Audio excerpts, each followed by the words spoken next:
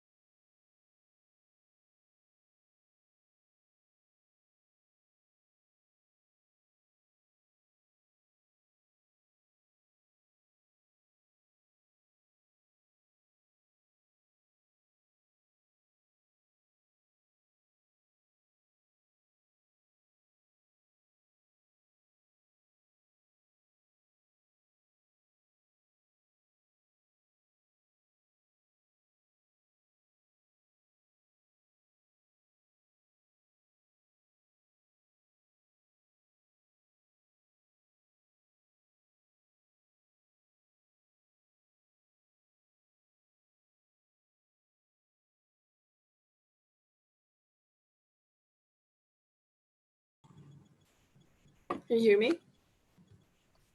Oh, Yeah. great. Okay. All right, cool. So I think we have everyone now, and seem to have a few attendees as well. So hello everybody. Welcome to the Project Access Academy US Universities in-depth webinar. And yeah, we'll kick off now. It's going to take about 30 minutes for us to do our presentation, and then we'll have a Q&A. So can you see my screen? Yeah. Great. So let me cool. Well, then let's go. This is the US Universities in-depth webinar. And today we're going to go through a couple of quick introductions, very, very fast. And then I'm going to take the first section about applying to the US and finances in the US. Andy's going to talk you through different teaching sort of structures and extracurriculars at universities in the States. And then Jan is going to finish with looking at the post-university opportunities in the States and sort of how you access them. And as I said, then we'll have a Q&A. So ask any questions you like in the chat, and we should have plenty of time to look at them. Cool. So quick recap on what Project Access is, what we do. Project Access fundamentally believes that opportunity and access to top university education should be available to everyone, no matter where you come from, what country you're born in, how much your parents earn. So we really work to reduce the knowledge gap, and help talented students like yourselves get into the university that their potential warrants. We've got over 160 team members over the past sort of 4 years that we've been working. We've had over 3,500 mentors. We work by pairing you with a mentor at a top university that you want to go to, so that they can support you throughout the whole process. And once you receive an offer, we can help you to decide where to go and how to get the most aid.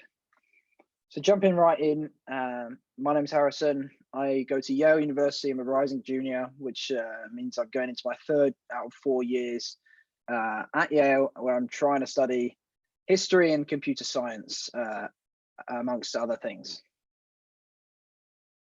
Hey everyone, my name is Andy. I am also a rising 3rd-year student at Stanford University.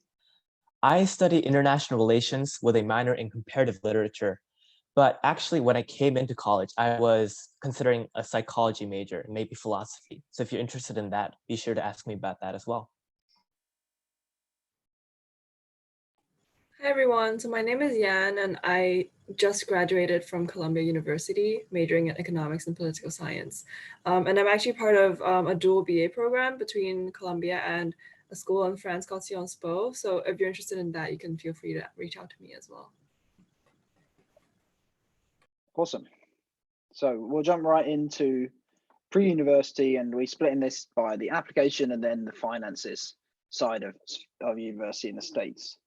So the application process, as everyone knows, starts with, or well, it doesn't start, but a key part is the standardized testing.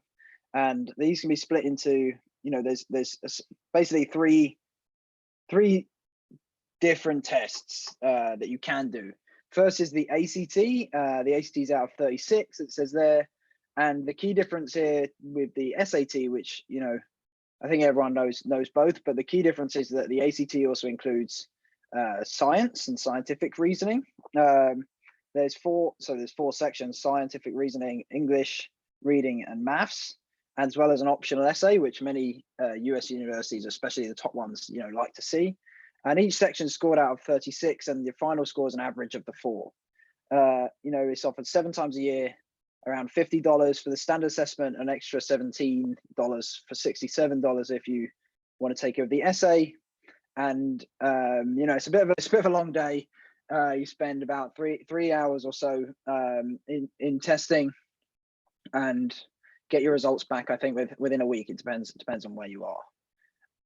The next up is the SAT, which is out of 1,600 and is split. It's a little bit more confusing, the split. So the split's in, but it's split into reading and writing, and maths, each of which is scored out of 800 and added together for your final score. But each section is broken into 2 tests. So there's a reading test and then a writing and language test, which together constitute your score out of 800 for reading and writing. And then for maths, there's a non-calculator test and a calculator test, which again, combined to be scored out of 800. Again, it's offered 7 times a year in the States and 4 times a year internationally. And it costs about the same as the ACT, and takes about the same time. So I think from my perspective, I took both, and as someone who's quite keen on the science side of stuff, I quite liked that additional element in there on the ACT. Last up on testing is SAT subject tests, and many like the essay, many of the top universities don't specify that they won't look at your application without it, but it's strongly encouraged. And there's 20 possible subject tests, so you can do the ones which you're super comfortable in and passionate about. Again, they're scored out of 800, and they take about an hour to complete, and they're offered at the same time as the SAT test. So you can't take both of them at the SAT and the SAT subject test at the same time. So there's an element of planning that needs to go ahead in the application process for that. And these cost $48 per test. So I think some general points on testing is, first, that it is a little bit expensive, but you can do these tests as many times as you like. And schools will super score your score. So, if you do better one time in the maths and worse in English, but then a time before you did better in English and worse in the maths, you can add different scores together.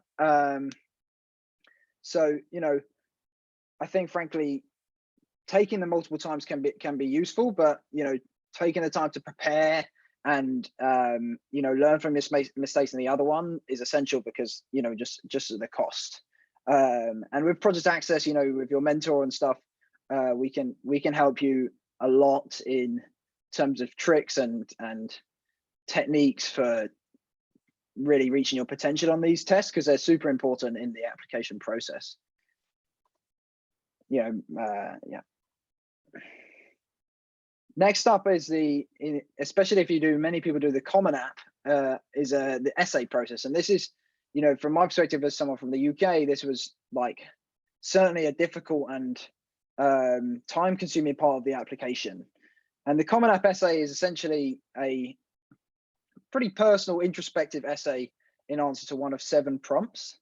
The word count is around 650, or the maximum word count is 650 words. And it's really a key differentiating part of the application. Many students, or the vast majority of people who apply to schools like Yale, like Stanford, like Columbia, they're going to have good scores in those standardized tests we just looked at. And the way you really sell yourself to these schools is in the essay, and then the next, which we'll come to next, the sort of school specific essays, because they're really looking for building a diverse awesome community, and you need to show them that you and your interests and your passions are going to add something that no one else who has also got a cool score in the ACT or the SAT can. So, as I said there, Project Access, again, we can really help you.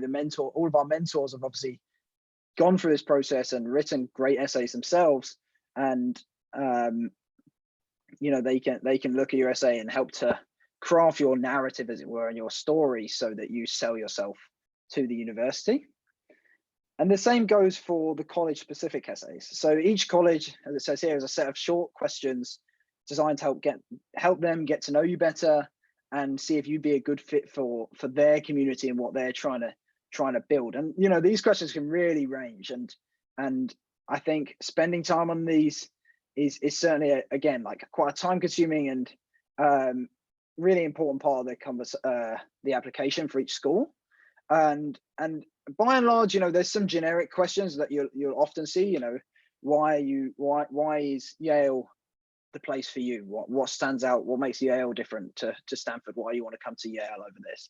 And pretty much all of these schools are going to ask that, but they then also ask all these random questions. You're teaching a course at Yale.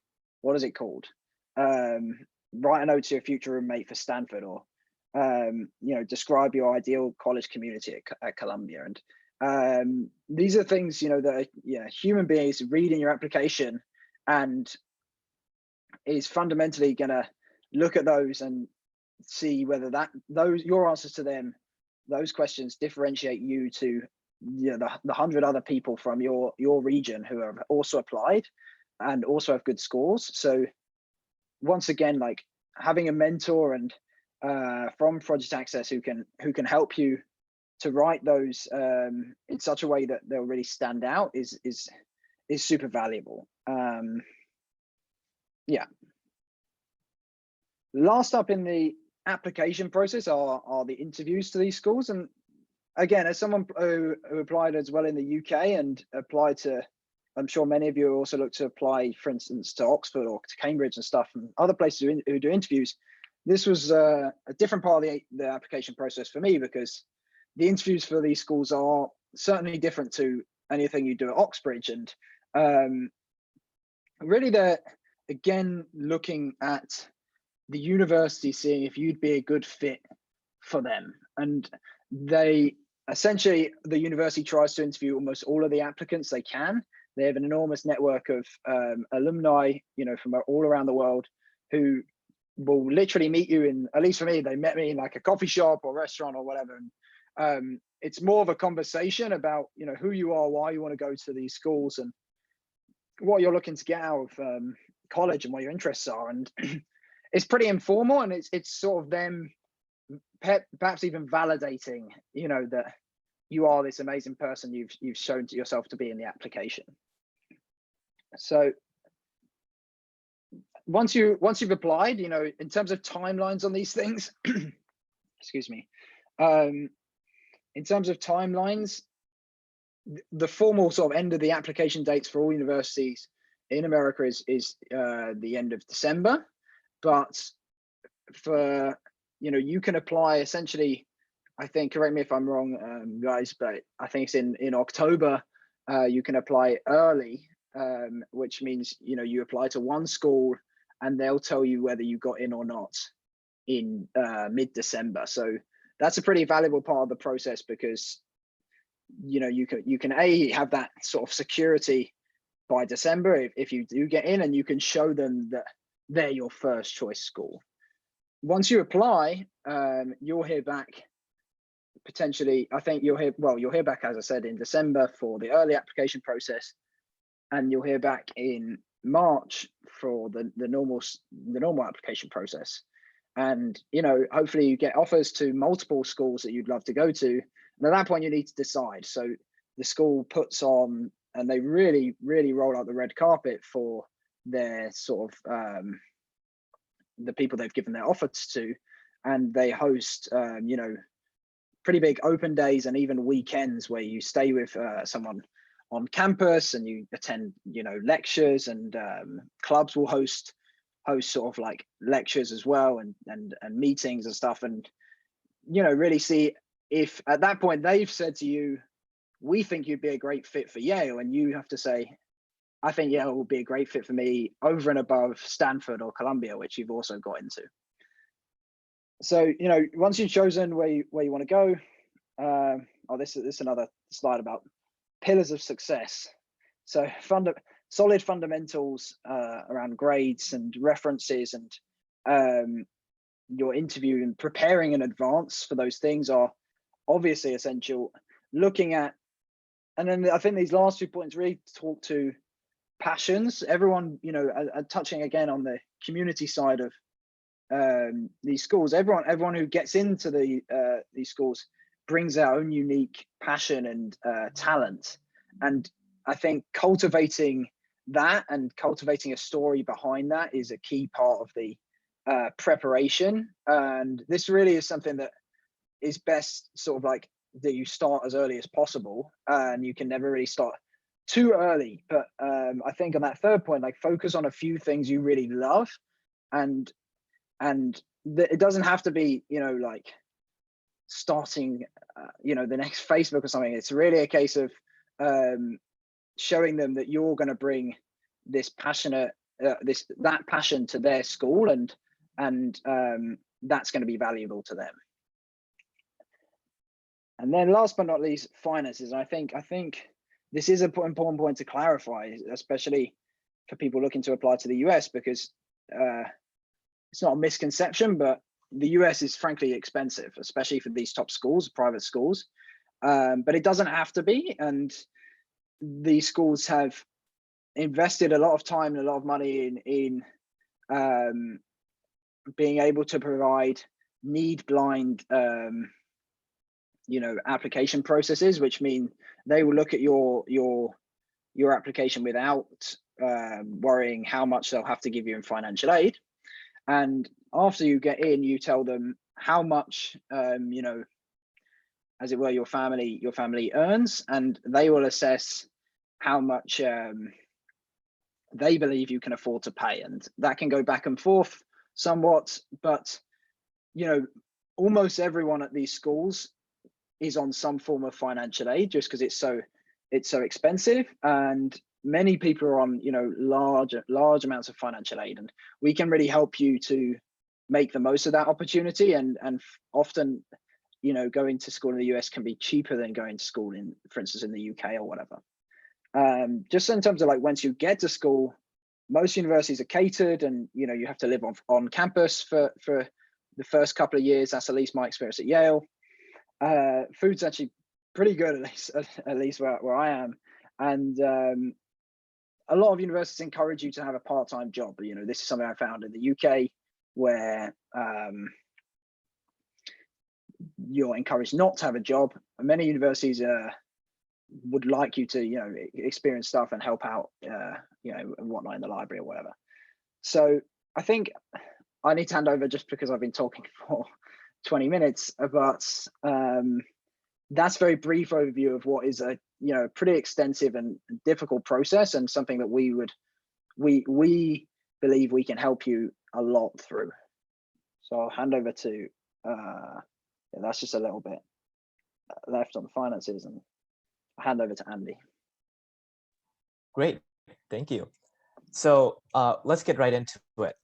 With life at university, I want to demonstrate that in the US, you can really tailor the experience in school to who you are as a student and as a person, and how you can shape the experience both from the teaching side and the extracurricular side to what you need and want. So in the US, teaching is split between lectures and seminars. So to briefly recap, lectures, you can expect anywhere from 25 or 50 to 500 students in one lecture hall, listening to one person present on the screen. Seminars, in contrast, are maybe 5 people to 15 people classrooms in academic contexts that really thrive based off of in-person discussions between people. So if you're a student that likes more of one style than another, then you can keep that in mind when applying to universities, and especially when applying to your major, because you can look at your school and that major and what it offers and talk about that in your application process. Now, classes in US colleges only meet a few times per week, usually like an hour or an hour and a half every other day. And you only take, I'll describe later on, maybe 4 to 6 classes per semester or quarter. Now that means that you have a lot of flexibility within your weekly schedule to shape your life as you want it. So if you're a really studious individual, then you can load up on classes and shape your life in that direction. Or you can take a more flexible course load and engage more time into your extracurricular activities and projects. Now, in general, all students will be given at least one advisor in college. In my experience, it's common for students actually to have multiple advisors, like maybe one undergraduate advisor and another advisor specifically for your major or your degree. And you find that really helpful because those people will not only help you in figuring out your course loads and your planner and all that, but they also connect you with other opportunities you may not have discovered on your own. So next we'll talk about assessments in the US. So assessments in the US are conducted on a number of different platforms, you can say. So it's not just one final at the end of the year that takes your whole grade.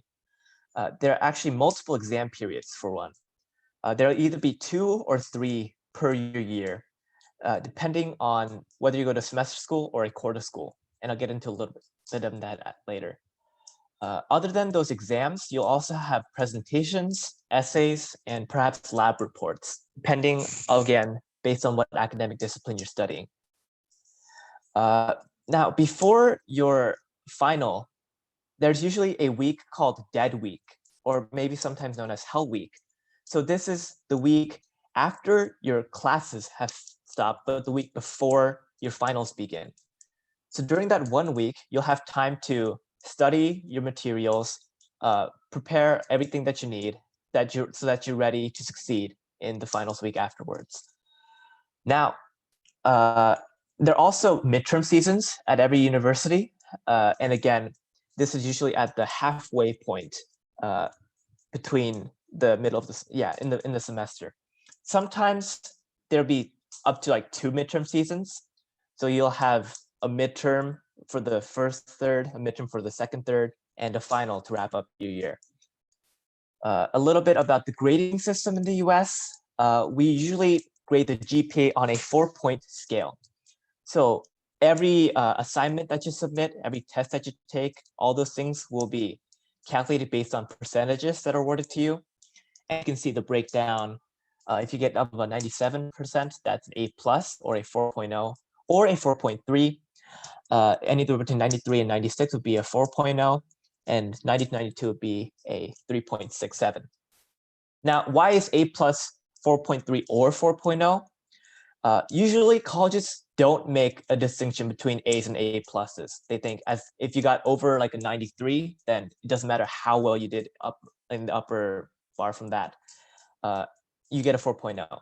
Some colleges, however, do give a little bit of a boost to people who go the extra mile to get a 97 and up. And so it'll be possible for some students to have above a 4.0 GPA, but that's not usually likely or usually the case. So now we'll talk about extracurriculars. And I actually believe this is just as important, if not more important, than the academic part of college. In contrast to, actually, let's begin with what opportunities are available. So there are a lot of student-run societies and clubs that you can join in college. In college. And you might be familiar with these because they're also at your high school, right? Like there are sports team, there are cultural organizations, there are arts groups and debating societies. However, because colleges are usually so much larger in terms of student population than your high school, there'll likely be a lot of clubs that you've never even seen before in high school. For example, at Stanford, there was a Stanford Jump Rope Society. And there was another club based on building solar cars, another club based on building rockets. And personally, I joined an a cappella group my freshman year. So I'd never done a cappella before, but it was really fun. We got to go on a tour around the East Coast for 1 week. And I know my friends at Yale or Harvard, some of them even go on world tours some after their freshman year. Not bad, I don't think. My advice for joining student organizations in college is to join no more than 3, and really maybe just like 2 to really pour your time into. Now, this is a personal recommendation, but unlike in high school where you can get away with doing a lot of smaller activities in clubs, you'll really want to take on a lot more responsibilities in these orgs, and so you'll get diminishing returns after you join third organization. These clubs and societies will be the best way for you to make friends and get involved in the campus life. And there'll also be volunteering organizations and opportunities for you if you want to boost your resume in that field as well. Lastly, I wanted to talk about the difference between semester and quarter system in the US, which I talked about previously. So what is a semester system and quarter system? Well, these are the 2 schedules that like 99% of the US universities run on. The semester system is the sort of US default, and it's based on splitting the academic year into 2 parts, the fall semester and the spring semester. And they'll be 15 weeks each. In contrast, some schools like to go on the quarter system. So instead of having 2 semesters of 15 weeks, they'll have 3 quarters of 10 weeks. And you can see that they both add up to 30 total weeks of teaching throughout the year. Now, the semester system is an emphasis on really getting deep into the course material and really exploring it for the full 15 weeks.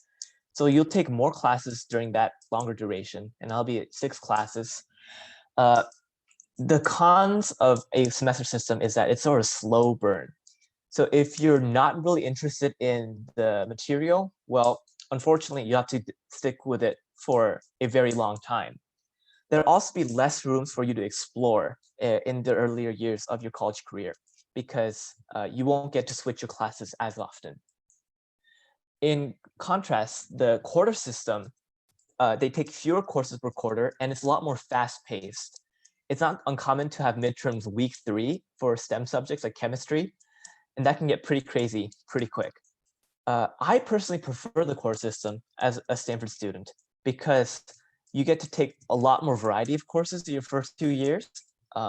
So I took everything from psychology to ancient Greek literature to introduction to improv and music theory and CS, all sorts of things I never would have been able to if I had been on the semester system, I don't think. The downside is that there are more midterms. There's also no dead week. And if you mess up at the beginning of the quarter, it's a lot harder for you to catch up and make up that poor performance. However, one pro is that you have more opportunities to study abroad because there are just more opportunities. The quarter-long programs are a lot more flexible than semester-long ones, and that's been a pro for the colleges I've been to. I will now pass it on over to Yan with post-university opportunities. Great, thanks, Andy.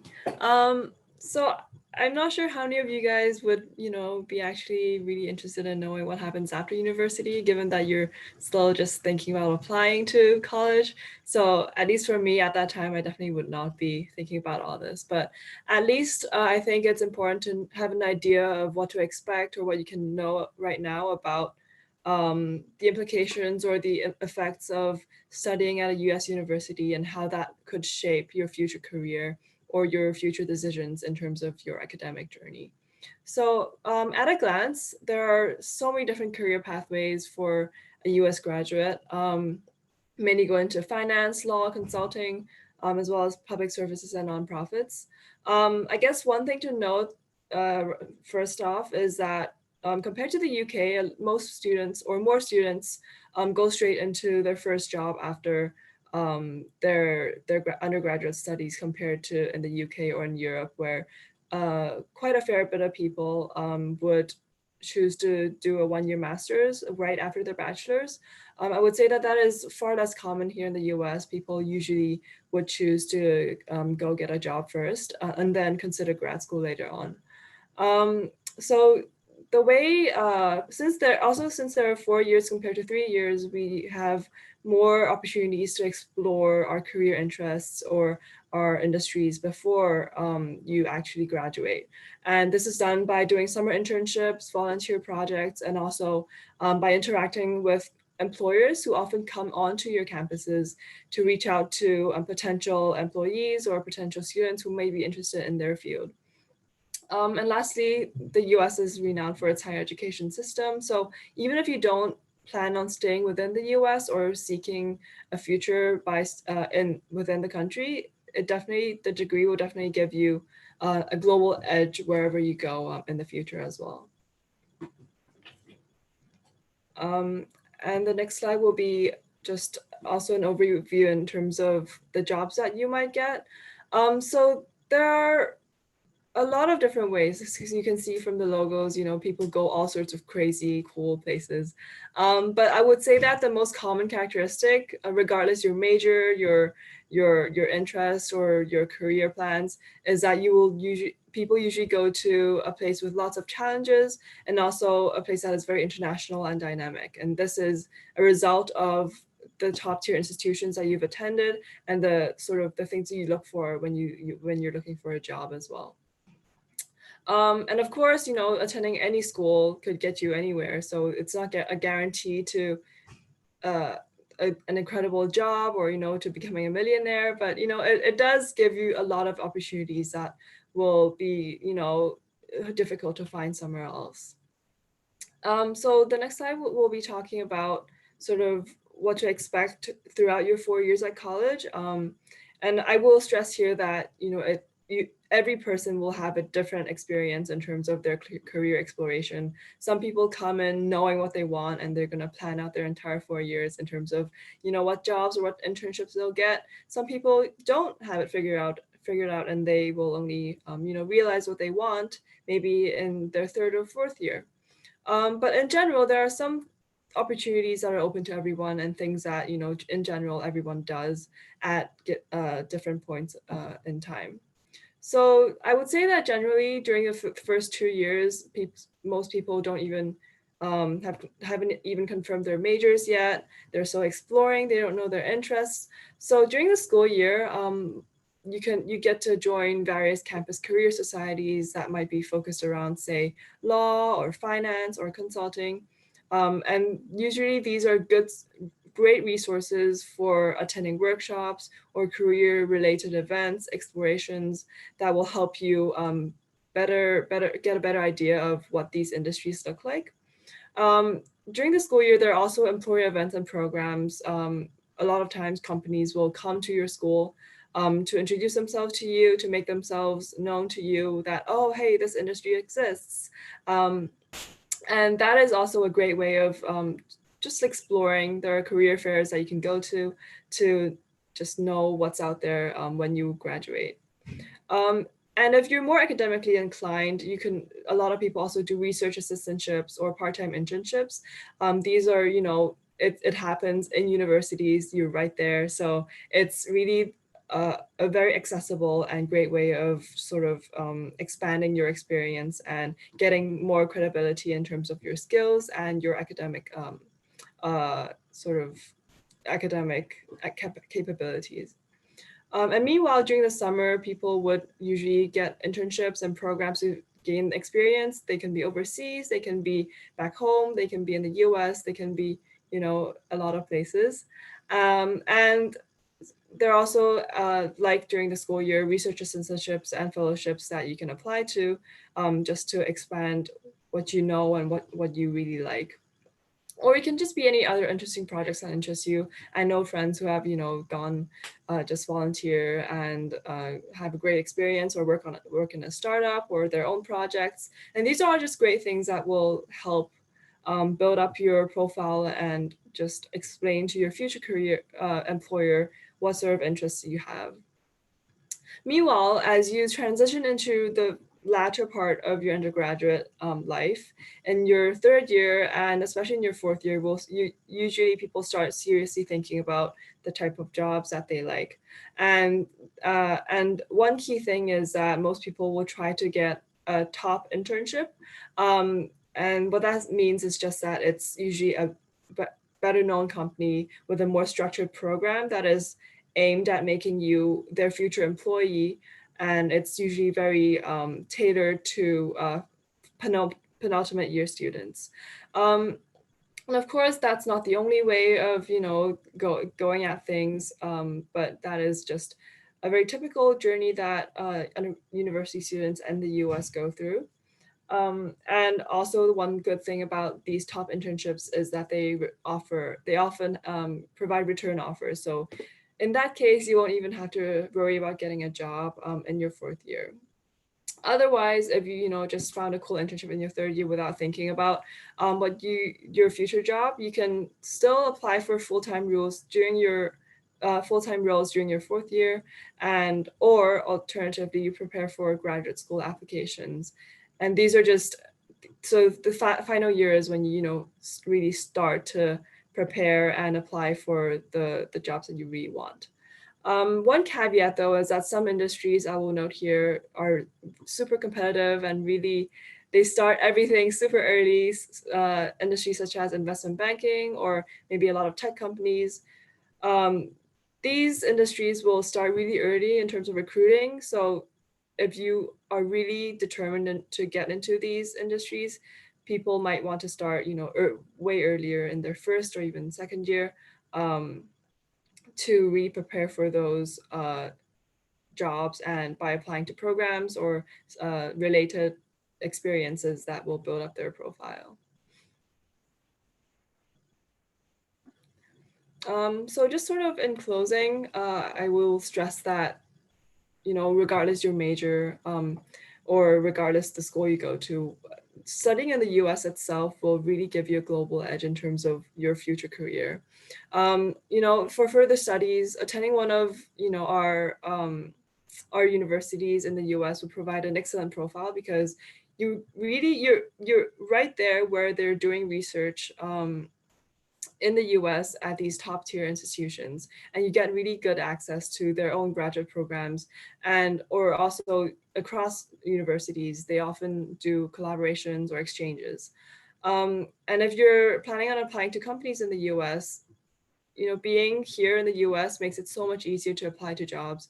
And depending on the industry, having attended a top tier school really could be the make or break factors in terms of the access and the opportunities that you get face to face with your employers. And one last thing is that I know that attaining a US work authorization as a foreign student is difficult, has been difficult, and may be increasingly difficult.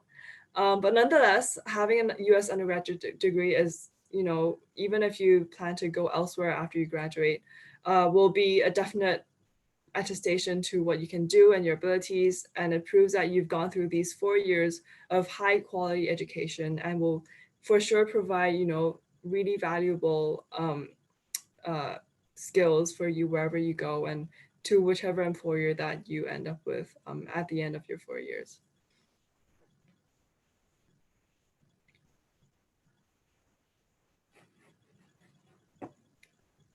So I think Awesome. that's the end of our presentation.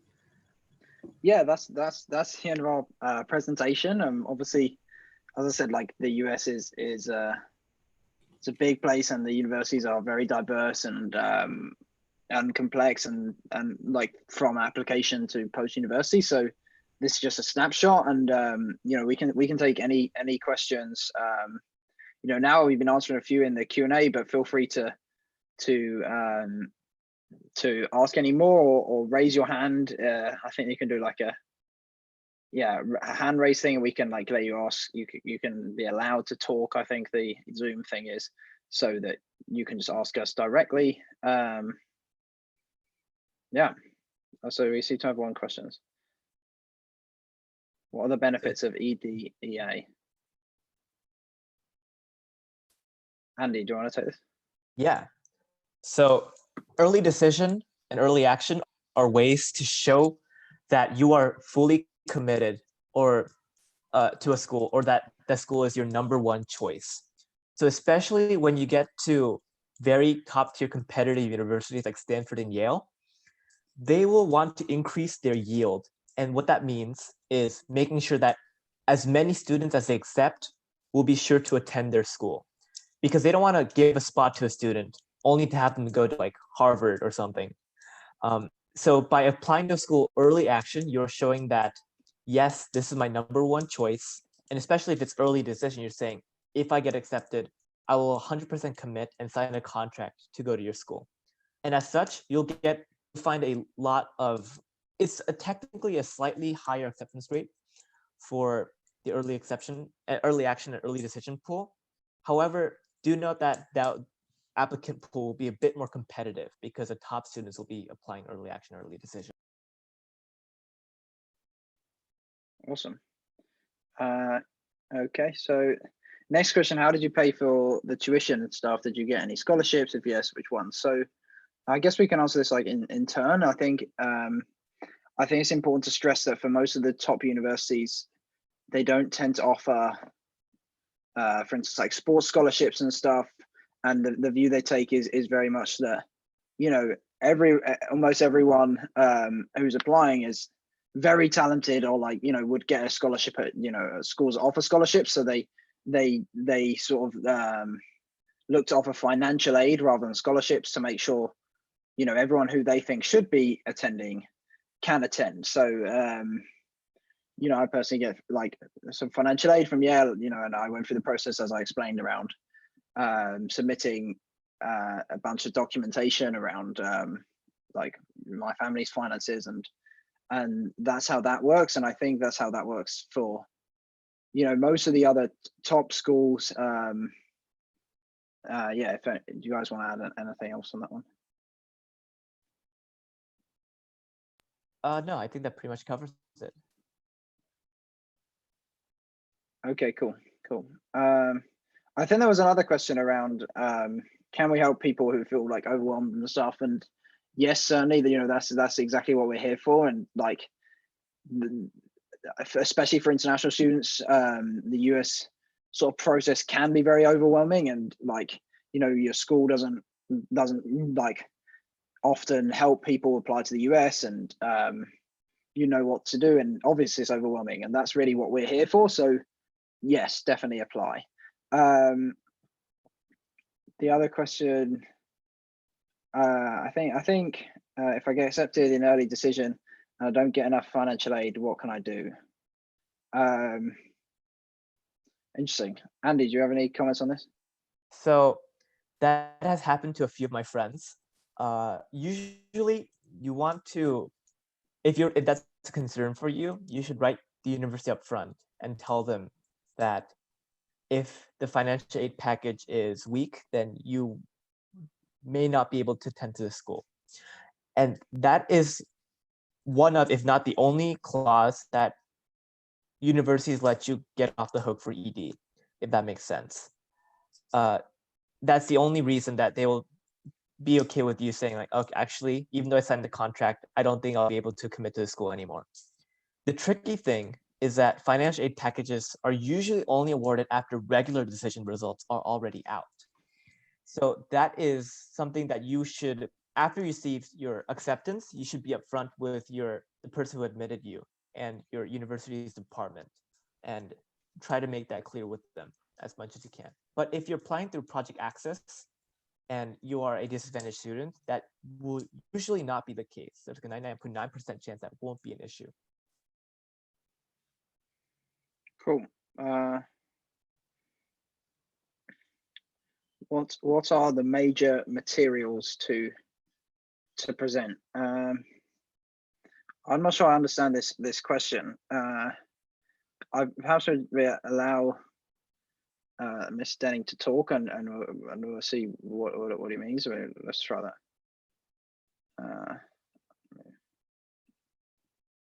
I think he means like what the common application and stuff is comprised yes, of. Yes. Yeah, let's go for that.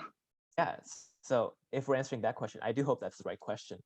The common application will consist of your general background information, so where you live, what school you attend, stuff like your transcript, what your GPA is. It'll also include your extracurricular activities, and you'll list them in order. I think you can list up to 10. You'll list up to 10, including the organization, your position, and what you did with that organization. The most important part, in my opinion, will be the essays. So the common application will have a bunch of personal statements that you can choose from.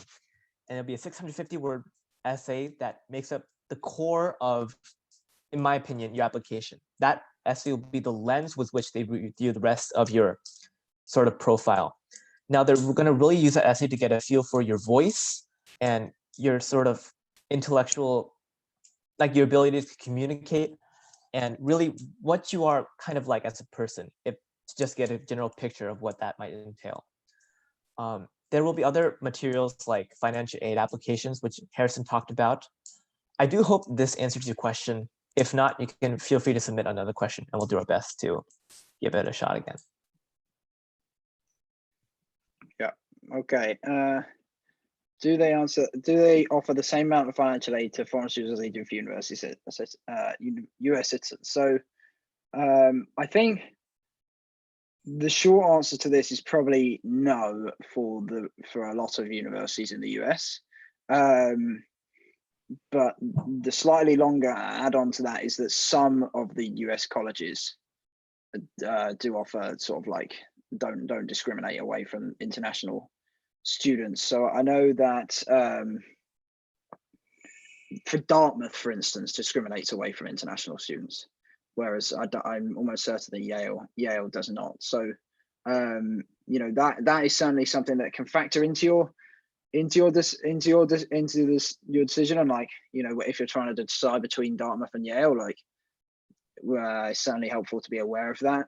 But again, like I think for the majority of people who we're trying to help with Project Access, I think that doesn't matter if you're an international student or US student, you're probably looking at getting a decent amount of financial aid. To add on to that, I can speak to Stanford as maybe like one case study of how financial aid is treated for international students. So at Stanford, I think 2/3 of international students are receiving aid right now from Stanford University, and that aid is met in full.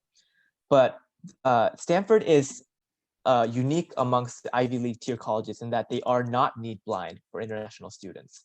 So if you apply as an international student to Stanford and you request financial aid, they will take that into consideration when looking at whether to accept you, which other colleges will not. However, for colleges like Harvard, Yale, Princeton, etc., I believe, especially with those universities and the level of endowment they have, they would do a lot to offer financial aid for you if they really want you as a student and you are below a certain income threshold for your household. Yeah, I mean, I think on this financial aid point, like to give you some, perhaps a better idea, like Yale, for instance, costs with the room and board around $70,000 a year, which is a pretty obscene amount of money. And, you know, if you submit a, you know, financial document to say, you know, my family earns $70,000 a year, you'll almost certainly get the full thing paid for you. Especially, you know, if they've already decided that they want you to be part of the university, and you know that sort of financial statement says, if we don't give that family full financial aid, this great person will not be able to come to Yale. So, you know, they want you to come and they'll offer you, and they have the money to do that. So that's sort of like a basic heuristic, perhaps, is like look at how much the universities cost, you know, add on maybe like 20% or something, and then, you know, if you're looking at if your family's only around that area, you know, you're looking at a pretty sizable amount of financial aid. But yeah, you know, apply to this school. I just answered a question around like how do you get a mentor? Apply to Project Access, and you know, and we can really help you from that point onwards. Yeah. So I think the next question is for Jan. Oh yeah. So I'm not sure what you meant by the kind of opportunities, whether it's, you know, oriented towards career or any other things, but I'm just going to answer generally. I would say that it's really just everything that you come into contact with at UNS University, whether that is, you know, it can be what what you're looking for in terms of people, the people that you'll meet, the inspiration that you draw from your classmates, the top tier faculty and academic sort of environment that you're immersing yourself within. That could be something that really stimulates you and brings you closer towards the things that you're actually looking for from a career, university career. But more concretely, in terms of careers, I would say that a lot of companies, especially the more better known ones, will usually recruit at top tier institutions exclusively, meaning that, you know, they also have limited resources. They will only dedicate those resources to attending career fairs at, you know, top tier institutions, or sending their employees to represent themselves at these institutions. So this is really the access that you get by attending a US top tier institution that that you get from, and that's something that I guess I'll highlight. But other than that, like overall, it's just the experience as a whole. It's kind of hard to explain. That will really just be a life-changing experience for most people who attend. I want to add on to what Yan said.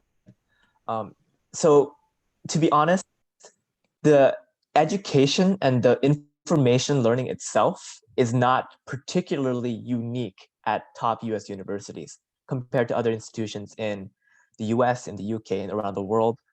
Because if you learn chemistry, it doesn't matter if you learned the information at Stanford, or you learned it at a community college, or you learned it online. Like, chemistry is chemistry everywhere. But what you don't have access to, like Yan said, is the people, not only the institution that recruit only at your school, but the talent of your student body and the faculty will be unrivaled. I had a person living across from me in my dorm who discovered like 2 black holes. There was another guy who wrote a physics textbook, another guy who like was the that same guy was the #1 or #2 League of Legends player in China, which is kind of fun. But not just that, you'll have people who are starting organizations and starting nonprofits that you'll be able to work with. You'll be working with professors who are at the top of their field and will be able to connect you and give you a recommendation letter, which will really help you in the job recruitment process. These are the opportunities that top US institutions offer. Yeah, I don't have much to add. The only other thing I would add is from like a perspective of someone from the UK who is looking at studying in the UK, like I think it's important to recognize that in most other places you only study chemistry, like whereas in the US you're studying chemistry, but then you'll also study a language, and you'll also study English, and you'll also study maths and all these things, and that really makes you a really well-rounded, you know, individual when you leave school. And I think from my perspective, I certainly think that's a valuable like asset, especially for people who don't perhaps know exactly what major they want to do or whatever. I know we had a question about like what major you can choose. You know, the great thing about the US is you can spend some time testing it out. The other thing I would add is like from the perspective of someone from the UK is like a large percentage of like the world's top companies and the sort of like hubs for many of the world's industries, like Yan said, are in the US. Like if you want to do investment banking and you want to be at the very hub of the world's investment banking, you go to New York. If you want to do tech, you go to Silicon Valley. And maybe that will change with the COVID-19. And you know, honestly, from the UK, hopefully it does. But like the fact is that, you know, the CEOs of most of the world's top companies are based in the US, and that's a pretty valuable reason about like to go to a differentiating factor around the US, at least from the post university standpoint. All right, what's the next question? Question is how important are recommendation letters? Briefly, they are important. This is how you should think of recommendation letters. Now, you curate like 90%, let's say, of your application, right? You write down all your job descriptions that you've had and your extracurricular descriptions. You write down what awards you've won, you write down your test scores, and you write your essays, which make up a lot of your application.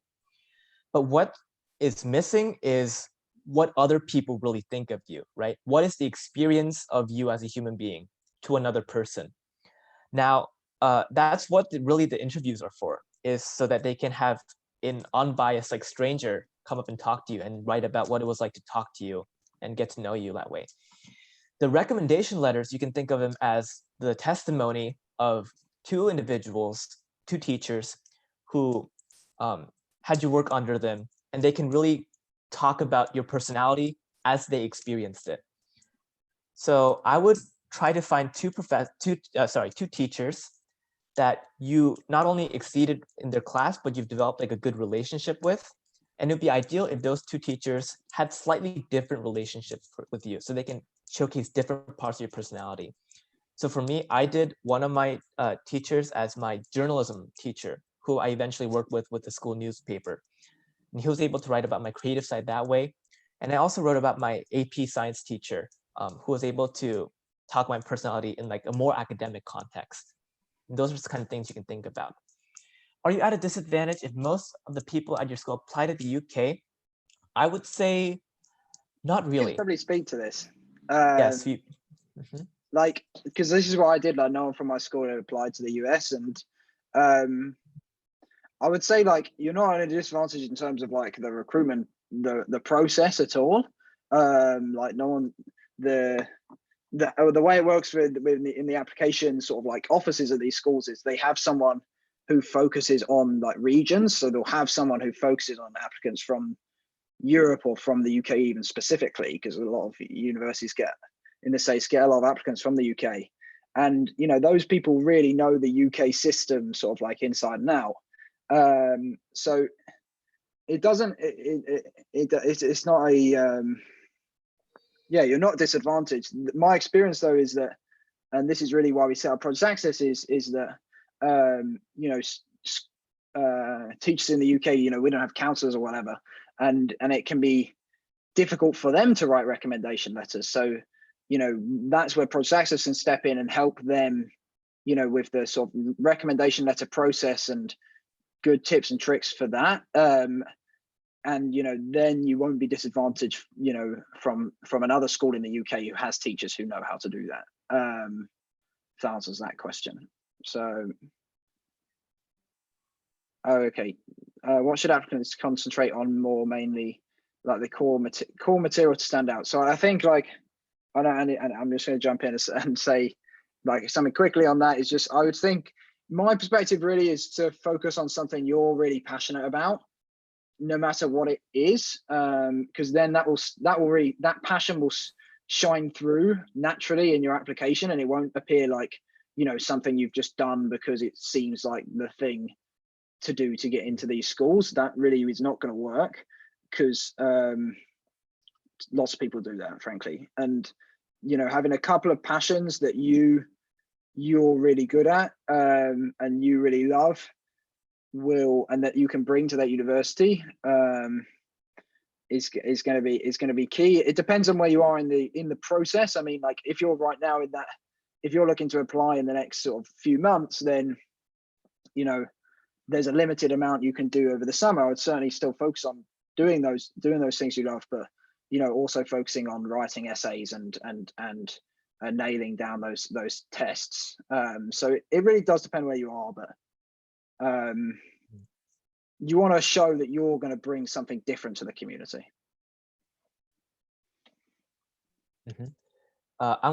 Harrison said pretty much perfectly. I'm just going to add two things to that. The first thing is what I call the what the hell factor, which is like if you see something on a person's application, whether it's in the extracurriculars or the essay or whatever, it's like, wow, how did that happen? And like, how did that person get there? If it's a question that just makes you like raise your eyebrows a little bit, and like, huh, like that's really interesting. And I don't think I've like seen that elsewhere. That's what's normally called a hook. It's like a really good way to get your application differentiated. For example, my friend, one of my friends at Stanford, he had gone to my high school. I didn't really know him when he was a student, but he had apparently landed like a program where he shadowed like a UN representative when he was in high school. And it's like, how do you get that? Like, that doesn't seem like I can really imagine how a student would reach that opportunity. So if you have something like that, that's great. It should include that. The second thing is, especially if you don't have that, try to show a sort of unique combination of a number of interests. So this is what people think when they mean well-rounded. They think it means, you're good at everything. That's not really what it means. If it would be more interesting if you have like 2 or 3 things that don't usually go together that you happen to excel at. So it could be like one sport and one like academic subject that don't usually go well together for some reason, or one artistic talent that you can combine and like showcase in your essays how you weave these different parts of your life together. I would say those are ways to differentiate yourself from other applicants. That's all. Okay, still quite a lot of Oh, I questions said I coming wanted to in. answer this next question about Go for it, go cybersecurity, for it. but I don't know. I don't know why I ended up clicking that button. I don't know anything about cybersecurity. Maybe Harrison, you could talk about that. I certainly think this would probably increase your chances. Yeah. So, I actually don't know. At least at Yale, like I'm pretty sure cybersecurity isn't offered as a major. So like if you want to apply to a school that does offer that, then yes, it will certainly be helpful. But it would still be helpful for, say, if you're applying for Yale. And I think this is an important like meta point to touch on that perhaps I missed, is that like when you apply, you can apply undeclared, which means I don't know what major I want to do. But if you're super passionate about something and it lends and you're showing that you're really passionate about that thing in your application, let's imagine that guy and his friend who is a UN representative, and you can also say that he could also say, yeah, I want to study international relations and look at all these things I've done to that relate to my passion for international relations. And this would be something similar to that, like having that sort of qualification and is a really good demonstration of your passion for cybersecurity. Okay. The next question is, if I don't have any accomplishments in the national, international levels, but I've done my extracurricular activities related to my future area of study, do I stand a good chance in the application to Ivy League University if I nail my essays and SAT as an international student? Great. So I'm going to answer this question because this is exactly my situation when I was applying to college. I didn't go to any international competitions. I didn't have any like real national level awards. And that was honestly maybe a source of insecurity and a lot of like frustration for me when I was a applicant. So I definitely know where you're coming from. But so I mean, I made it to Stanford, and I guess you could call that like an anecdotal study of success. But I do think that I'm not the only one at Stanford who's like this. I've met other students who didn't, make a splash on a national level or international level, but they did good work within their community, whether it's their family or their high school or their neighborhood or their city. That's definitely the level at which I operated. I did a lot of nonprofit work for a bit of context, and that was sort of the scope at which I worked. And as long as you showed that you had a positive impact in the people in the community around you, and you added value to the groups that you joined and there's like the school that you were in, then you should stand a pretty good shot of applying. It shouldn't disadvantage you too much. Anything else to add? No, I think that was great. There's a point down at the bottom that says Andy's way of storytelling is absolutely inspiring. So yeah, I think we're handing over. Next question, Jan is going to answer the next one. So oh yeah, so I'm gonna just combine the next two questions because since they both relate to scholarships and funding. So the first one was about whether it's possible to get a fully funded program in the US. Definitely yes, especially at these top tier institutions like Harvard, Yale, Princeton. They often offer full ride scholarships to students who they think deserve that scholarship or really need that scholarship. And of course, the policy really depends on specific school, but yes, it is possible. of course, given that you're a strong applicant and that that school really thinks that you will benefit from a full ride scholarship. But also there are also alternative ways of getting a scholarship or funding in the to studying in the US. This might be partial or is most likely partial. So other than university, I would say there are two main ways of getting funding. The first is your own government. A lot of governments often would fund or sponsor their own citizens or students to study overseas. I know that, for example, Singapore has that. A lot of countries in Europe have that. Hong Kong has that as well. So that's something you can look into, is to look into your home country and your government and see whether they sponsor further studies overseas. And a second thing would be just scholarships from a lot of foundations or nonprofits. I know that this maybe applies more so to the UK, where there are a lot of funds that sponsor people to Oxford and Cambridge, but it also applies to the US sometimes, and that is another source of funding that you might want to look into if you want to get some sort of funding to US universities. If you guys have something to add to that. No, I think that's great. Yeah. Yeah. So that was just an overview. Okay. And then the next question is about letters of recommendation if your teacher is not really proficient in English. Yeah, so this happens a lot, especially to our mentees, because most of our applicants are from non-English speaking countries. And I guess that's where Project Access can help a lot, because our mentors often have the resources. Project Access provides the resources to you so that you can help your teacher write the best letter for you. For example, we might have planning sheets or templates or brainstorming worksheets that will help you and your teacher figure out the best way to write that letter. And also it's also possible to maybe edit that letter after your teacher has written it, and that's also a possibility to look into as well. But overall, this is definitely a common difficulty or challenge that people come across, but it's not, you know, an obstacle if you have, you know, the tools to overcome it. Yeah, I think just to add on to that, you know, with Project Access, like, we try, if we can, to pair you with someone from, you know, the country you're from, if we have a mentor from where we're from. So obviously the thinking behind that is that they speak both the English and the language that your teachers speak, and can help with the translation. And probably I think it's important as well, because there's a second layer to that problem around you as a mentee or as an applicant aren't supposed to see that letter of recommendation when they're writing it. And perhaps I really need to look into this, but I think that, you know, the mentor could be working perhaps with the teacher on that side of stuff, without, you know, you need to see it. So yes, again, apply to Project Access will help you.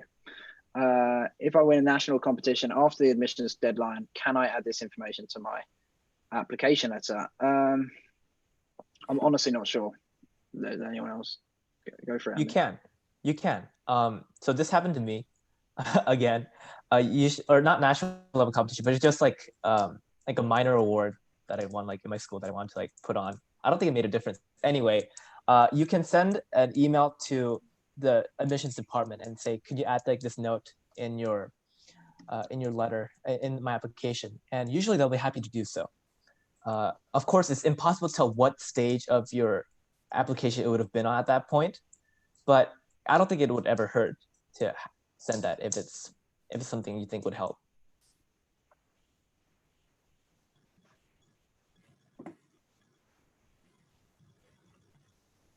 Oh, I think we had this question the other day. I forget the English exam you need to do. Damn, yeah, let's get back to you on that one. Daniela Gonzalez. What the short answer to this question is, if you can do the ACT or the SAT, your English proficiency is like up to the standard of any sort of like English test that they're going to give you as well. That's what I believe to be true, but I'm not. Don't quote me on that. Cool. All right. I think we're just about at time as well. So, you know, that's I think around like 22 or so questions answered, which is awesome. And yeah, unless there's any other final questions, we will call it there. Put this on YouTube, and so you'll be able to refer back to it. I believe we're also going to send the slides we went through out after this call. And yeah, as I said, apply. You know, this is really just an intro into the application process, which we can walk you through and help with in much greater depth if you choose to join our program. So yeah, thank you so much, and have a great day wherever you are.